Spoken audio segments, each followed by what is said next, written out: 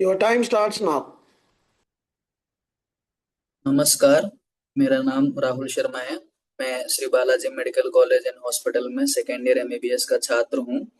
आज मैं long Covid multi system involvement विषय पर अपना प्रेजेंटेशन प्रस्तुत कर रहा हूँ। परिचय।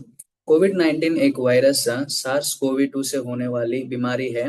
अधिकतर मरीज 2 से 3 हफ्तों में ठीक हो जाते हैं, लेकिन कुछ लोगों में लक्षण कई हफ्तों या महीनों तक बने रहते हैं। जब लक्षण 4 से 12 हफ्तों से ज्यादा समय तक रहे तो इसे लॉन्ग कोविड या पोस्ट कोविड सिंड्रोम कहा जाता है। लॉन्ग कोविड केवल फेफड़ों में ही नहीं, शरीर के कई अंगों को प्रभावित कर सकता है। संक्रमण का तरीका और रिसेप्टर्स। वायरस मुख्य रूप से खांसी, छींक या किसी संक्रमित व्यक्ति के पास रहने के निकलने वाले बूंदे मतलब ड्रॉपलेट से फैलता है। यह शरीर में नाक, मुंह या आंखों के रास्ते प्रवेश करता है।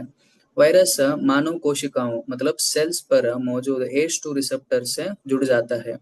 H2 रिसेप्टर्स फेफड़ों, दिल, किडनी और दिमाग में पाए जाते हैं। इसी वजह से यह संक्रमण शरीर में कई अंगों को प्रभावित कर सकता है। तो आप यहाँ पिक्चर में देख सकते हैं, यहाँ हमारे H2 रिसेप्टर्स हैं जो हमारे ह्यूमन सेल्स पर जुड़ जाते हैं और इसके बाद वह सेल के अंदर प्रवेश करता है और वह अपनी संख्या बढ़ाने लगती है। संक्षिप्त रोग जनन ब्रीफ पैथोफिजियोलॉजी। शरीर में वायरस घुसने के बाद वह हमारी कोशिकाओं के अंदर बढ़ने लगता है। इसे रोकने के लिए शरीर की इम्यून सिस्टम सक्रिय हो जाती है। कुछ लोगों में यह इम्यून प्रतिक्रिया जरूरत से ज्यादा तेज हो जाती है, जिसे साइटोकाइन स्टॉर्म कहते हैं। इसे शरीर में ज्यादा सूजन मतलब इन्फ्लेमेशन होने लगती है और ब्लड वेजल्स को नुकसान झेलना पड़ता है। कई लोगों में यह सूजन और इम्यून सिस्टम की गड़बड़ी लंबे समय तक बनी रहती है, जिसकी वजह से लॉन्ग कोविड के लक्षण बने रहते हैं। कोविड की बीमारी के चरण, स्टेजेस ऑफ कोविड इलनेस। तो 3 चरण है। पहला तीव्र चरण 0 से 4 सप्ताह तक, जिनमें हमें बुखार, खांसी, गले में दर्द, थकान देखे जाते हैं। और चलता हुआ लक्षण चरण 4 से 12 सप्ताह तक का इन्फेक्शन, जिनमें हमें लगातार थकान, सांस फूलना। और पोस्ट कोविड या लॉन्ग कोविड मतलब 12 से 12 हफ्तों से ज्यादा इन्फेक्शन, बिना सक्रिय संक्रमण के शरीर में कई हिस्सों में लंबे समय तक लक्षण बने रहना। कोविड 19 संक्रमण का क्रम मतलब कोर्स ऑफ कोविड 19 इन्फेक्शन। तो आप यहाँ ग्राफ में देख सकते हैं, एक्स एक्सिस पर टाइम कोर्स दिया गया है और वाई एक्सिस पर सिवियरिटी ऑफ इलनेस दिया गया है। और हमें 3 स्टेजेस मिले हैं, एक stage 1 asymptomatic stage, stage 2 non severe symptomatic और stage 3 severe respiratory inflammatory. Stage 1 में वायरस बॉडी में एंटर करता है और मरीज एसिम्टोमेटिक या माइल्ड सिम्टम्स में हो सकता है। स्टेज 2, इस स्टेज में सिम्टम्स दिखाई देने लगते हैं। टाइम बढ़ने के साथ सिवियरिटी भी इंक्रीज होती है। हम यहाँ देख सकते हैं, रेड लाइन एक दिख रहा है। जैसे समय बढ़ता जा रहा है तो सिवियरिटी ऑफ इन्फेक्शन भी बढ़ता जा रहा है। स्टेज 3 हाइपर इन्फ्लेमेटरी फेज, इस फेज में इम्यून रेस्पॉन्स बहुत ज्यादा बढ़ जाता है, जिससे साइटोकाइन स्टॉर्म और सीवियर रेस्पिरेटरी कॉम्प्लिकेशंस हो सकता है। श्वास और हृदय संबंधित प्रभाव।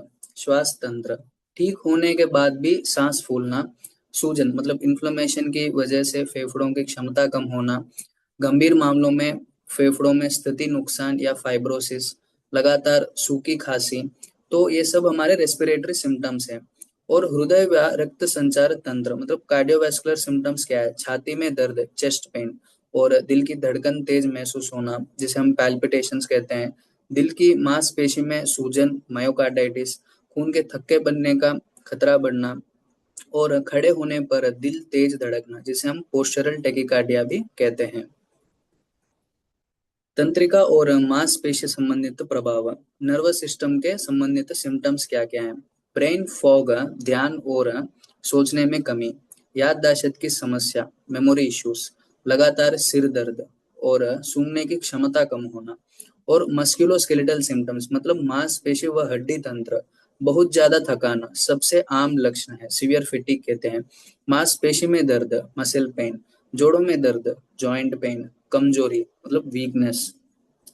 तो यह चित्र में देख सकते हैं, लॉन्ग कोविड के सामान्य लक्षणों को दर्शाता है।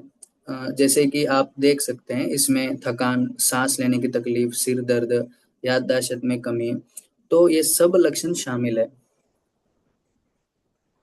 प्रतिरक्षा तंत्र की भूमिका, इम्यून सिस्टम इन्वॉल्वमेंट। तो लॉन्ग कोविड में हमारा जो इम्यून सिस्टम है उसका इन्वॉल्वमेंट किस तरीके से वो देखते हैं।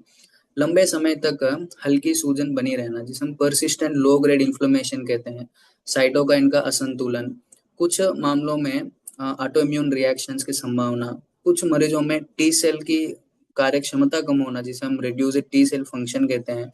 और लंबे समय तक इम्यून सिस्टम सक्रिय रहने से लक्षण बने रहते हैं, प्रोलॉन्ग्ड इम्यून एक्टिवेशन। तो यहाँ मुख्य बात यह है कि लॉन्ग कोविड को एक इम्यून मीडिएटेड कंडीशन माना जाता है। ठीक होने के बाद होने वाली समस्याएं। तो गंभीर कोविड से ठीक होने के बाद कुछ समस्याएं रह सकती हैं, जैसे फेफड़ों में स्थिति नुकसान, दिल को नुकसान, स्ट्रोक का खतरा बढ़ना, लंबे समय तक रहने वाली थकान, जिसे हम क्रोनिक फैटिग सिंड्रोम कहते हैं, जीवन की गुणवत्ता कम होना। तो इस स्थिति को पोस्ट कोविड सीक्वल ऑफ कोविड-19 भी कहा जाता है। टीकाकरण और रोकथाम। तो वैक्सीनेशन, टीकाकरण से तीव्र बीमारी की गंभीरता कम करता है और लॉन्ग कोविड का खतरा कम करता है। बूस्टर डोज से सुरक्षा बढ़ती है और कोविशील्ड कोवैक्सीन हमारे भारत में उपयोग किया गया है। और प्रिवेंशन मतलब रोकथाम, भीड़ वाली जगह पर मास्क पहनना, हाथों की सफाई रखना, जल्दी जांच और उपचार करना और अन्य बीमारियों का नियंत्रण। निष्कर्ष, कंक्लूजन।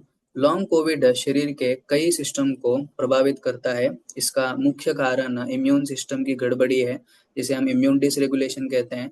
जल्दी पहचान करने से इलाज और मैनेजमेंट बेहतर होता है। टीकाकरण से बीमारी की गंभीरता और समस्याएं कम होती है। धन्यवाद। टीकाकरण, मास्क और जागरूकता लॉन्ग कोविड से बचाव की कुंजी है। Thank you.